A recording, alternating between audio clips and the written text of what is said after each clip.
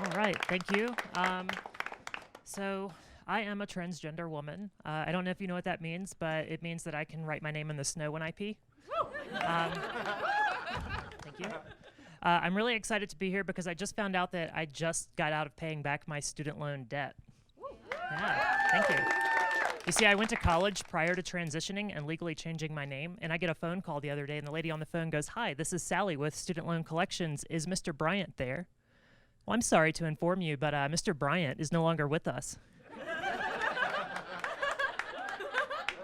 She goes, "Oh my God, I'm so sorry. What happened?" Estrogen poisoning, I guess. She goes, "That's terrible. I'm so sorry. Are you his widow?" Sure, why not? If that gets me out of paying this back, why not? When I was in college, though, I worked at a Papa John's, and one of the things that we had to do was put away the inventory when it came in on the truck. And in the event that something didn't show up, we had to call the help desk, and the number was 1-800-CALL-PAPA. But if you misdialed and hit the 9 instead of the 8, it would take you to a gay phone sex line. But it wasn't obvious right away that it was a gay phone sex line because the guy would come on the phone and be like, "Are you looking for a hot sausage or a spicy Italian?" Well, that's exactly what we're looking for. It didn't come on the truck. Can you bring it to us? We need it really bad. He's like, "Yeah, I bet you need it bad. So tell me what you'll do when we bring it to you." Well, deliveries go in the rear, so we'll probably have you pull around back and stick it in there.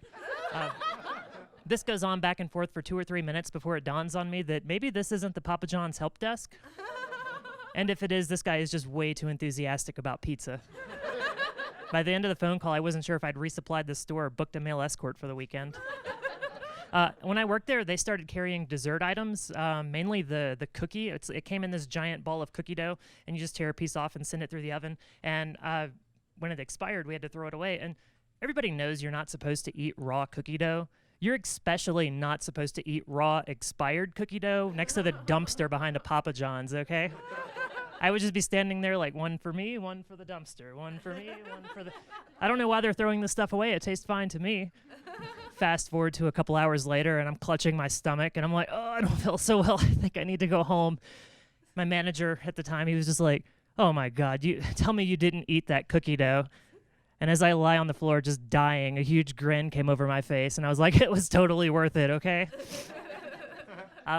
Since we're embarrassing family on television, I do have kids, and they have this weird thing they do where when it's bath time, they want me to put the towel over their face and pour the water on their head. That way the soap doesn't get in their eyes. And I always find myself wondering, am I waterboarding my kids? Are they going to end up in therapy because of me?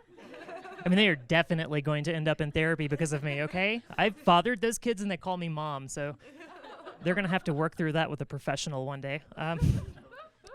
I bought my daughter some of those mystery jelly beans, you know, the ones with the strange flavors, and she's eating them, and she goes, "Ew, Mommy, this one's gross. Do you want to try it?" And I'm like, "Sure, baby." So she walks up to me with a box of jelly beans in her hands, and she goes, "Open your mouth." And so I open my mouth thinking she's going to put a jelly bean in my mouth. She leans in and spits chewed up jelly bean in my mouth and goes, "That was pretty gross, right?" "Yes, baby, that was... Oh. Be sure you let your brothers try some, okay?" I'm also a tattoo artist, and my kids asked me to pretend to tattoo them one time, so I did the whole setup, and I put a stencil on them, and I pretended to do their tattoo without a needle in the machine. And my coworker's standing off to the side recording the whole thing, so I go online to check out the video, and I'm shocked to see that people have left all these terrible comments. They're saying things like, "I can't believe you would tattoo a kid. You're such a terrible parent." I was really offended by that because I would never tattoo a kid. They don't have any money. My son, he was a toddler one time, and we were out in public, and he had to use the restroom. And so I go to take him to the women's restroom so that I can watch him. And he goes, "No, Mommy, I don't want to go in there with the girls." And I'm like, "Fine, we'll go into the men's room." So I'm taking him into the men's bathroom, and as we're heading in, this guy stops us, and he goes, "Whoa, lady, you can't go in there. His father should be doing this. Where is he?" And I'm just like, "Oh, let's just say he's with us in spirit." And he goes, "Oh my God, I'm so sorry. I didn't mean to offend. What happened?" Estrogen poisoning. That's it for me. Thank you very much.